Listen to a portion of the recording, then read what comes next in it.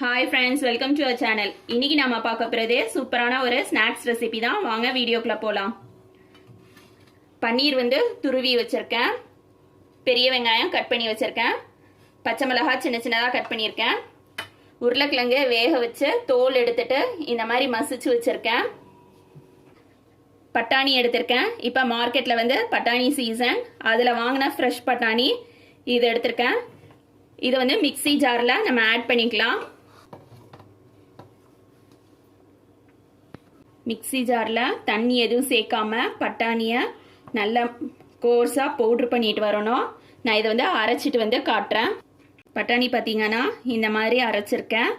ரொம்ப நைஸாக அரைக்காம கோர்ஸாக இருக்கணும். இதை ஒரு மிக்சிங் பவுலில் சேர்த்துக்கலாம். இதோட அளவுகள் எல்லாமே நான் டிஸ்கிரிப்ஷன் பாக்ஸில் கொடுக்குறேன், செக் பண்ணிக்கோங்க.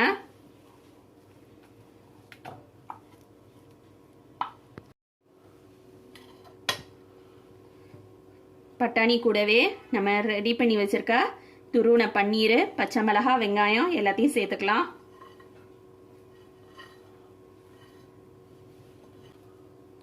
மசிச்சு வச்சிருக்க உருளைக்கிழங்கையும் சேர்த்துக்கலாம். கட்லெட்க்கு தேவையான அளவுக்கு உப்பு சேர்த்துக்கலாம். மிளகாத்தூள், கொஞ்சமாக சில்லி ஃப்ளேக்ஸு, சாட் மசாலா கொஞ்சமாக, ஆம்ச்சூர் பவுடர், ஜீரகத்தூள். உங்ககிட்ட சாட் மசாலா, ஆம்ச்சூர் பவுடர் இதில் எதுவும் இல்லைன்னா நீங்கள் வெறும் ஜீரகத்தூள், உப்பு மட்டுமே சேர்த்துக்கலாம். இப்போ இதை நல்லா மிக்ஸ் பண்ணிக்கலாம். நம்ம கட்லெட்குள்ளது மிக்ஸ் பண்ணியாச்சு எல்லாத்தையும். இதில் கொஞ்சமாக பிரெட் க்ரம்ஸ் சேர்த்துக்கிறேன். உங்ககிட்ட பிரெட் க்ரம்ஸ் இல்லை அப்படின்னாக்கா 2 பிரெட் ஸ்லைஸை கூட சின்ன சின்னதாக கட் பண்ணி மிக்சியில் பொடி பண்ணிவிட்டு இதில் சேர்த்துக்கோங்க.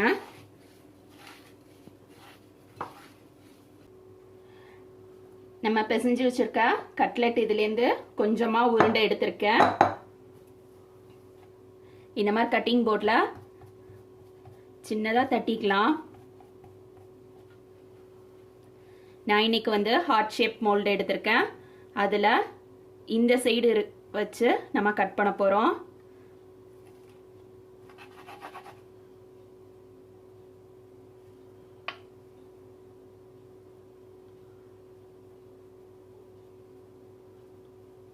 இந்த மாதிரி ஹார்ட் ஷேப்ல நமக்கு டிக்கி கிடைச்சிரும்.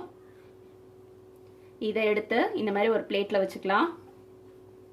சப்போஸ் உங்ககிட்ட இது மாதிரி இல்லை அப்படின்னாக்கா நீங்க கையிலேயே ஹார்ட் ஷேப்ல கொண்டுட்டு வாங்க.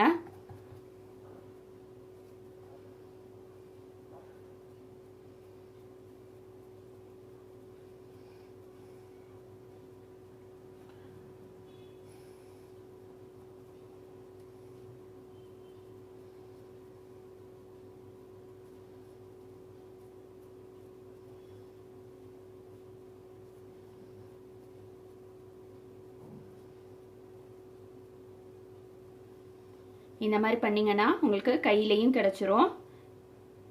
சப்போஸ் உங்களுக்கு ஹார்ட் ஷேப் வேணாண்டா நீங்கள் ரவுண்டில் கூட பண்ணிக்கலாம். நான் இதே மாதிரி எல்லாத்தையும் முடிச்சுட்டு காட்டுறேன். இப்போ நம்மளோட பட்டாணி கட்லெட்டு ரெடி ஆயிடுச்சு. இதை வந்து ஒரு பிளேட் ஃபுல்லாக வச்சுட்டேன். ஒரு மிக்சிங் பவுலில் மைதாவும் கார்ன்ஃப்ளவர் எடுத்திருக்கேன். அதில் கொஞ்சமாக தண்ணி சேர்த்துட்டு கரைச்சிக்கலாம். கொஞ்சமாக தண்ணி சேர்த்துட்டு கரைச்சிக்கலாம். ஃபோர்க் வச்சு கரைக்கிறேன், அப்பதான் கட்டி வராது. இன்னும் கொஞ்சமாக தண்ணி சேர்த்துக்கலாம்.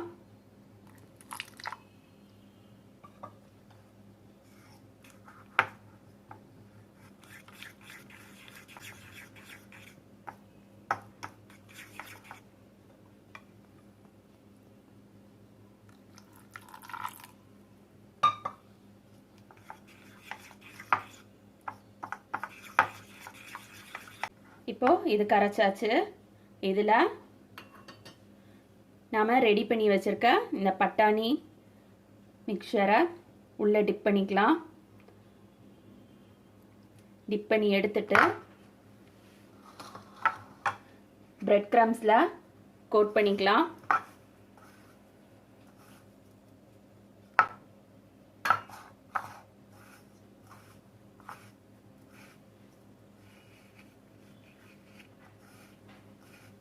இந்த மாதிரி ஒரு தடவை நம்ம கோட் பண்ணதை திரும்ப நம்ம கரைச்சி வச்சிருக்க திரும்ப இன்னொரு தடவை கார்ன்ஃப்ளவர் கலவையில் லைட்டாக டிப் பண்ணி எடுத்துக்கலாம்.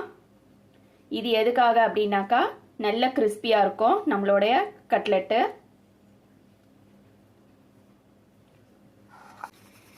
இந்த மாதிரி நம்ம கையை போடாமல் லைட்டாக பிரெட் க்ரம்ஸை இப்படி ஆட்டிகிட்டே இருந்தோம்னா ஃபுல்லாக ஒரு சைடு ஒட்டிக்கும் நல்லா. நம்ம அதுக்கப்புறமா அதை எடுத்து திரும்ப இப்படி போட்டுட்டு திரும்ப இன்னொரு தடவை இந்த மாதிரி பண்ணினோம்னா 2 சைடும் ஃபுல்லாக கோட் ஆகிடும். இப்போ எக்ஸஸாக இருக்கதை லைட்டாக தட்டிக்கலாம்.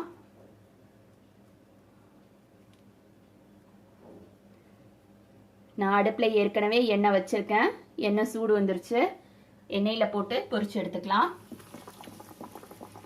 அடுப்பு வந்து மீடியம் ஃப்ளேமில் வைக்கணும், ஹை ஃப்ளேமில் வைக்கக்கூடாது.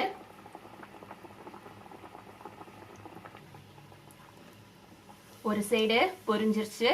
நம்ம இதை இப்போ திருப்பி விட்டுக்கலாம்.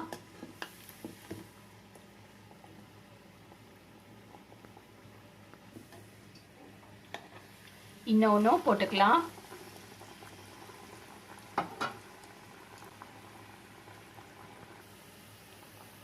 நாம ஏற்கனவே போட்டது பொரிஞ்சிருச்சு, அதை எடுத்துடலாம்.